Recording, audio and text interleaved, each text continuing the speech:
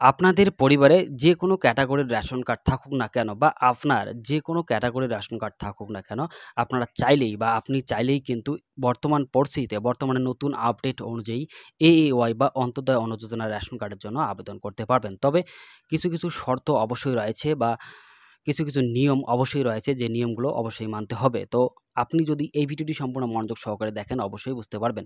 তো আজকের এই ভিডিওটির মেইন আলোচ্য বিষয়ে আসার আগে ২ টি খুবই গুরুত্বপূর্ণ তথ্য আপনাদের সঙ্গে শেয়ার করার চেষ্টা করব। অবশ্যই সম্পূর্ণ ভিডিওটি মনোযোগ সহকারে দেখুন, বুঝতে পারবেন।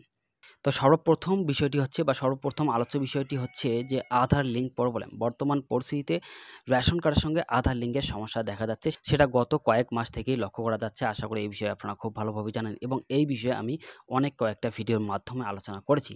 তো বর্তমানে নতুন আপডেট অনুযায়ী রাজ্য খাদ্য সুরক্ষা যোজনার অধীনে যে রেশন কার্ডগুলো রয়েছে, সাপোজ ধরুন আরকেসি 1 অথবা আরকেসি 2 যে রেশন কার্ডগুলো রয়েছে, এই রেশন কার্ডগুলো কিন্তু বর্তমান পরিস্থিতিতে মাত্র কয়েক সেকেন্ডের মধ্যেই বা কয়েক মিনিটের মধ্যেই কিন্তু আধার লিঙ্ক করা সম্ভব হচ্ছে এবং রেশন কার্ডটি কিন্তু অ্যাক্টিভ করা সম্ভব হচ্ছে।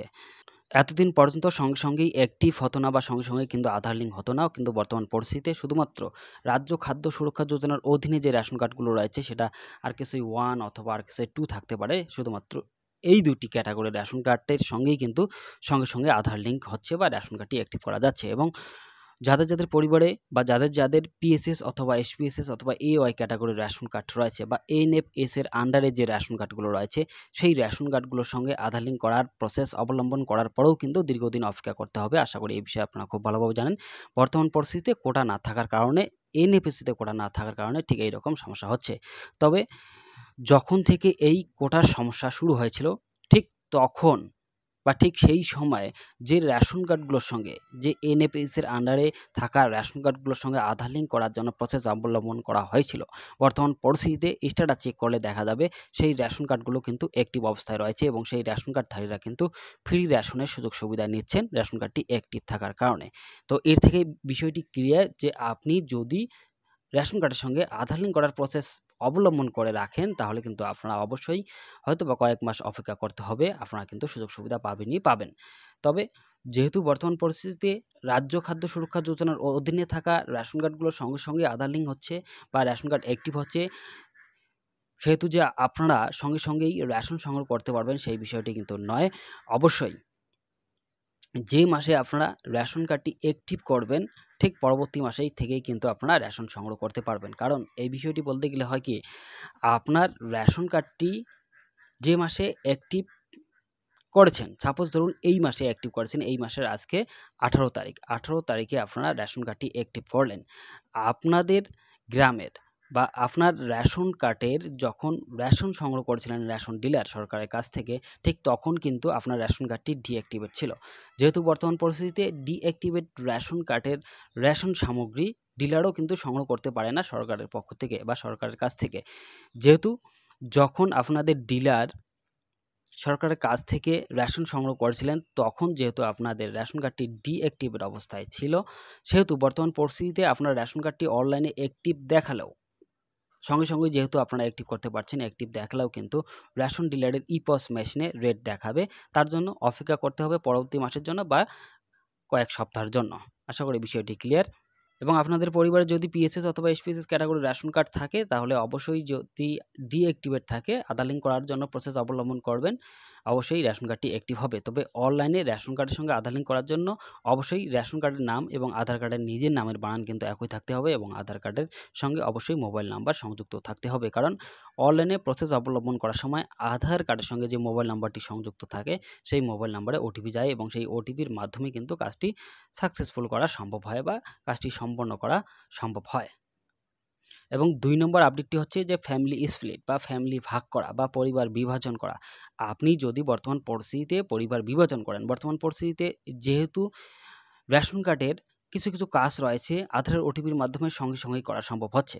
বর্তমান পরিস্থিতিতে ফ্যামিলি ভাগ করার জন্য আর ১৩ নং ফর্ম ফিল আপ করতে হবে না বা ১৩ নং ফর্ম ফিল আপ করার জন্য দীর্ঘদিন অপেক্ষা করতে হবে না ফর্ম অ্যাপ্রুভের জন্য বা কোনো ডকুমেন্টস কিন্তু জমা করতে হবে না। বর্তমান পরিস্থিতিতে শুধুমাত্র আধারের ওটিপির মাধ্যমেই, যদি আপনারা যে সদস্যগুলো মিলে বা যে কয়েকজন সদস্য মিলে আলাদা ফ্যামিলি গঠন করতে চান, সেই সদস্যগুলোর মধ্যে থেকে যাদের আধার কার্ডের সঙ্গে মোবাইল নাম্বার সংযুক্ত রয়েছে, সেই আধারের ওটিপির মাধ্যমেই কিন্তু সঙ্গেই ফ্যামিলি স্প্লিট করা বা ফ্যামিলি বিভাজন করা বা ফ্যামিলি ভাগ করা সম্ভব হচ্ছে।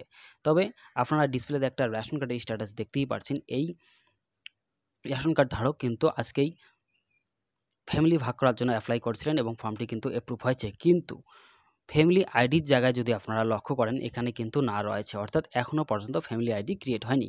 আপনারা যখন ফ্যামিলি ভাগ করবেন তখন অবশ্যই নতুন ফ্যামিলি আইডি পাবেন।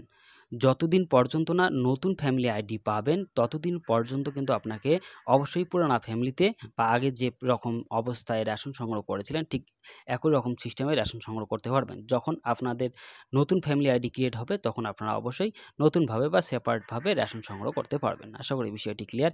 তো রেশন কার্ড সংক্রান্ত আপনার যদি কোনো কিছু জানার থাকে বা প্রশ্ন থাকে তাহলে অবশ্যই কমেন্ট করে জানাবেন।